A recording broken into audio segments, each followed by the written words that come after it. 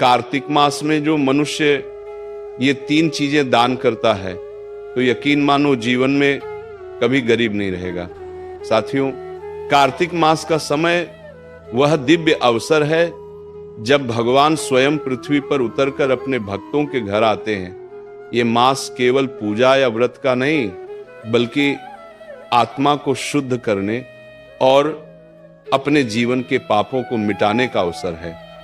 कहा गया है कि जो मनुष्य कार्तिक मास के समाप्त होने से पहले 3 विशेष दान करता है, उसके जीवन से दरिद्रता सदा के लिए दूर हो जाती है।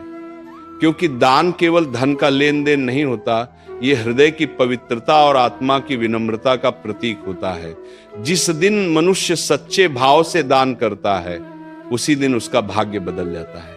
इसीलिए आज की इस कथा को ध्यान से सुनिएगा, क्योंकि यह केवल दान की बात नहीं करेगी, बल्कि यह बताएगी कि कौन से 3 दान ऐसे हैं जो भगवान विष्णु को अत्यंत प्रिय हैं और जिन्हें करने से जन्म जन्मांतर की दरिद्रता मिट जाती है। दर्शक बंधु, यह कथा आपको उस रहस्य तक ले जाएगी जो हमारे ऋषि मुनियों ने अपने अनुभव से पाया था कि धन तब तक सुख नहीं देता जब तक वह दूसरों के काम ना आए। तो आइए आज हम उस दिव्य रहस्य को समझते हैं कि कार्तिक मास के जाने से पहले वे कौन से 3 दान हैं जो जीवन में कभी भी कमी नहीं आने देते। साथियों, कार्तिक मास का पहला और सबसे पवित्र दान है दीपदान। दीपदान का अर्थ केवल एक दीपक जलाना नहीं है, बल्कि अपने भीतर के अंधकार को मिटाना है। जब हम दीपक जलाते हैं तो वह केवल तेल और बाती का नहीं होता, उसमें हमारी श्रद्धा, हमारी भक्ति और हमारी कृतज्ञता जलती है। कहा गया है कि जब व्यक्ति तिल के तेल का दीपक जलाकर भगवान विष्णु, तुलसी माता और गंगा मैया के नाम से दान करता है तो वह स्वयं अपने जीवन का अंधकार मिटा देता है। प्रिय भक्तों, जब कार्तिक मास की संध्या बेला होती है और सूर्य पश्चिम दिशा में ढलने लगता है, तब वो समय सबसे शुभ होता है। इस दिन उसी समय अपने घर के आंगन में दीप जलाता तुलसी के पौधे के पास या किसी मंदिर में तिल के तेल का दीप जलाइए। उसकी चेतना का प्रतीक उस दीप को जलाते समय मन में यह भावना रखिए, मनुष्य के भीतर का तम जैसे दीप अंधकार को मिटाता है और वैसे ही मेरे भीतर के अज्ञान, लोभ, क्रोध और मोह को भी मिटा दीजिए। दीप जो मनुष्य केवल प्रकाश इस भावना के साथ दीप दान करता है, उसके जीवन में कभी अंधकार नहीं रहता, नहीं होता। तुलसी माता के समीप तिल का दीपक जलाने का अर्थ यह है कि आप धर्म और समर्पण का दीप जलाते हैं। जिस घर में प्रतिदिन तुलसी माता के नीचे दीप जलाया जाता है, वहाँ राक्षसी शक्तियाँ प्रवेश नहीं कर पाती, वहाँ दरिद्रता नहीं टिकती, वहाँ कलह नहीं होता। माता लक्ष्मी स्वयं उस घर में प्रवेश करते हैं और कहते हैं, जहाँ दीपक जलता है वहाँ मैं वास करती हूँ। कार्तिक मास के प्रत्येक दिन और विशेषकर पूर्णिमा या अमावस्या की रात तो ऐसा लगता है यदि मनुष्य भगवान विष्णु के मंदिर में जाकर तिल के तेल का दीपक जलाए तो उस दीपक की लौ सीधी स्वर्ग लोक तक जाती है। भगवान स्वयं कहते हैं, जो मेरे नाम से दीप जलाता है, मैं उसके जीवन के अंधकार को मिटा देता हूँ। प्राचीन कथा में वर्णन आता है कि एक निर्धन स्त्री थी जो पूरे साल कुछ न कुछ बचाकर कार्तिक मास में दीप दान करती थी। एक बार उसने केवल एक दीप जलाया, परंतु उस दीप में इतनी श्रद्धा थी कि स्वर्गलोक में भी उसकी ज्योति दिखाई दी। भगवान विष्णु ने प्रसन्न होकर कहा, इस स्त्री का कोई भी जन्म अंधकार में नहीं रहेगा, अगले जन्म में वह उसी नगर की रानी बनी। इसीलिए कार्तिक मास के अंतिम दिनों में जब ये पवित्र काल समाप्त होने को होता है, तब यदि कोई व्यक्ति तिल के तेल का दीप जलाकर दान कर देता है तो वे अपने जीवन की दरिद्रता को सदा के लिए समाप्त कर देता है। जो दीप आप आज जलाते हैं वह केवल मिट्टी का दीपक नहीं होता, वह आपके आने वाले भविष्य की नींव होता है। उस दीप में आपकी श्रद्धा का प्रकाश, आपके कर्म का तेज और आपके भाग्य का उजाला समाया होता है। प्रिय भक्तों, ध्यान रखिए, दीपक केवल एक क्षण के लिए नहीं जलता, वो आपके आने वाले समय को प्रकाशित करता है। जो मनुष्य कार्तिक मास में तिल का दीप दान करता है, उसके पाप नष्ट हो जाते हैं, पूर्वज तृप्त होते हैं और भगवान विष्णु स्वयं उस व्यक्ति के जीवन में सौभाग्य का दीप जला देते हैं। इसीलिए आज जब संध्या का समय हो तो श्रद्धा से दीपक जलाइए, उस दीपक की लौ से भगवान के चरणों को प्रणाम कीजिए और कहिए, हे प्रभु, इस दीप के प्रकाश से मेरा मन भी प्रकाशित हो जाए। कहा गया है यही दीपदान आपके जीवन का सबसे बड़ा पुण्य बन जाए। मनुष्य को साथियों, दूसरा दान है वस्त्र दान। प्रिय दर्शकों, कार्तिक मास में किया गया प्रत्येक दान अद्भुत फल देता है, परंतु महीनों का वस्त्र दान ऐसा पुण्य कर्म है जो मनुष्य के भीतर दीप दया, करुणा और विनम्रता का प्रकाश जगाता है। ये केवल कपड़े देने का कार्य नहीं है, बल्कि किसी दूसरे के जीवन में गर्माहट और सम्मान देने का माध्यम है। शास्त्रों में कहा गया है, वस्त्रम ददाति सौख्याय आयुष्याय च कीर्ते। अर्थात जो मनुष्य वस्त्र दान करता है उसे सुख, आयु और कीर्ति तीनों का आशीर्वाद मिलता है। कार्तिक मास के समय जब शीतल हवाएं चलने लगती हैं, जब सुबह ओस की बूंदें धरती पर मोती बनकर गिरती हैं, तब वही ओस किसी निर्धन के तन पर कांपती हुई ठंड बन जाती है। ऐसे समय में यदि कोई व्यक्ति किसी जरूरतमंद को वस्त्र ओढ़ा दे तो वह केवल कपड़ा नहीं देता, वह भगवान को स्वयं ओढ़ा देता है। भक्तों, ये वही समय है जब मनुष्य का छोटा सा दान भगवान की नजरों में बड़ा बन जाता है, क्योंकि भगवान विष्णु स्वयं कहते हैं, जो मेरे किसी रूप को ढकता है मैं उसे अपने वैकुंठ में स्थान देता हूं। और हम जानते हैं हर जीव में भगवान का ही वास है। कल्पना कीजिए, एक गरीब वृद्ध सड़क किनारे ठंड से कांप रहा है, उसकी आंखों में भय नहीं परंतु उम्मीद की झलक है, शायद कोई आए और उसे एक ऊनी कपड़ा दे दे।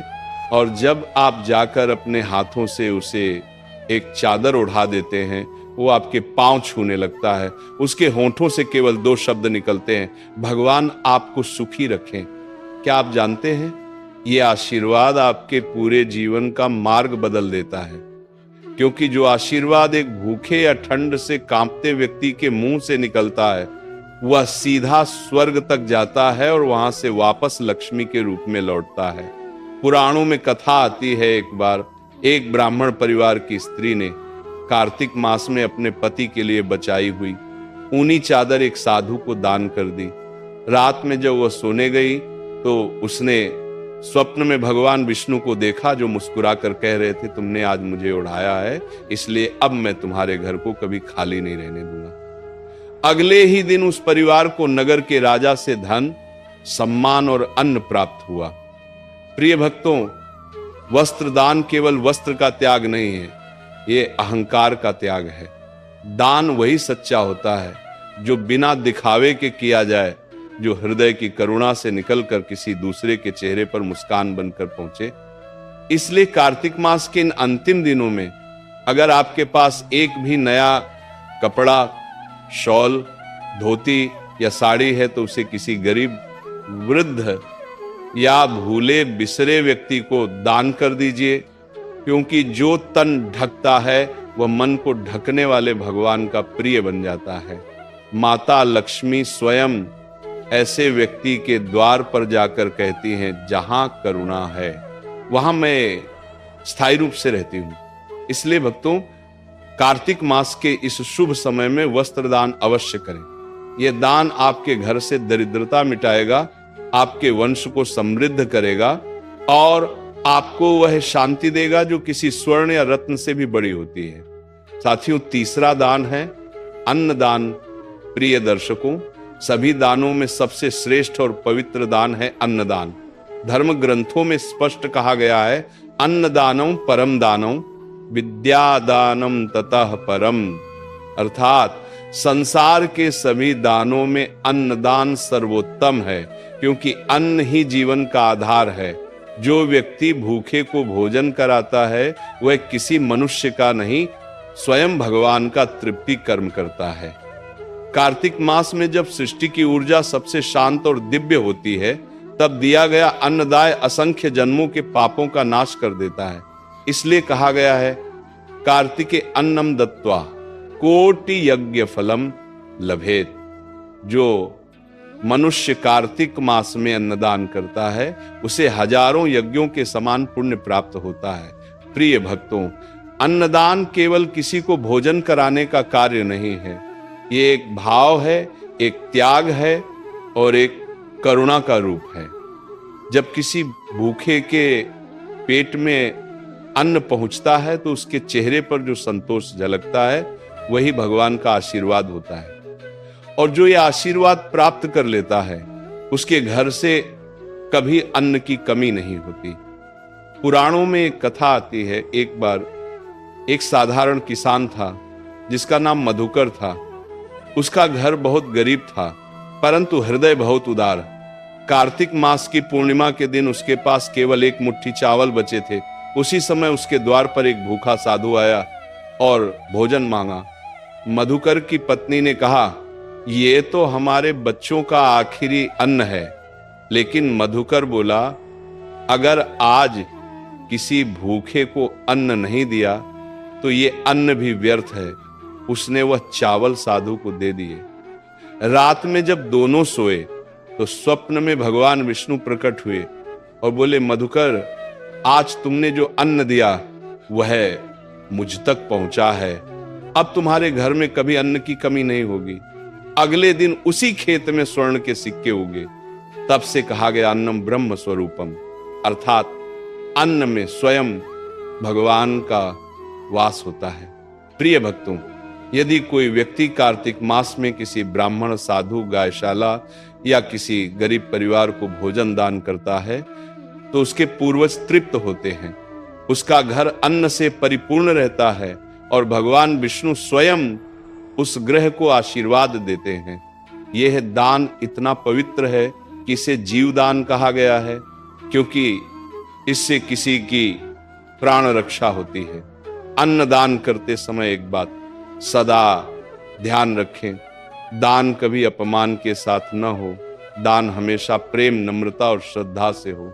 जब आप किसी भूखे को भोजन देते हैं तो ये मत सोचिए कि आपने उसकी मदद की, बल्कि ये मानिए कि भगवान ने आपको उसका साधन बनाया।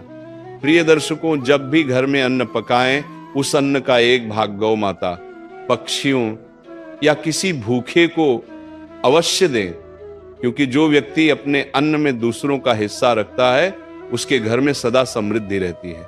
कार्तिक मास में अन्नदान करने से व्यक्ति का भाग्य प्रकाशित होता है, जीवन से दरिद्रता मिटती है और उसके वंश में कभी कोई भूखा नहीं मरता।